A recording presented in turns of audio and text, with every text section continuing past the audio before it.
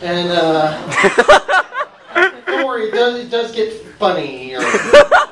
But it starts out, she was sick for a long time, and so we finally, she was in hospice, and when it was finally time, we went to say our goodbyes, and it was like 4 or 5 in the morning, and so the parking deck wasn't really open yet at the time, but they let us in, and so when it was finally over, I had been through a lot and came to peace with everything, and it was finally time to go. And when I went to leave, the place was open by then, so the deck was closed. And when I went to leave, the lady at the little booth goes, "Do you have your ticket?" And I was like, "What ticket?"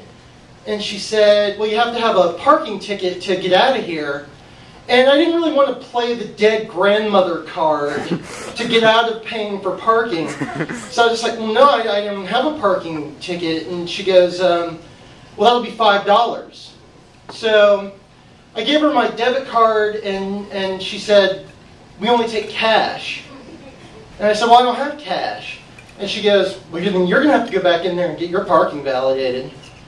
So I was like, all right. So I go back in, and I go into the building, and there's this really nice old lady at the front desk, and she goes, "Well, what are you here for?" And I didn't really, feel like going into the whole story, so I just say, "Well, I was here with my grandmother." And she goes, "Oh, well, I hope she's all right." And I just said, "Well, she died." And she goes, "Well, what do you need?" And I said, "Well, I have to get my parking validated." She goes, "Oh, I'm sorry." And she goes, "But you're actually going to have to go back up to her floor to get your parking validated." I was like, "All right." So I get on the elevator and go back up to her floor, and the door's open, and right in front of me is my grandmother covered. And so I have to step around her to go to the desk to get my parking validated.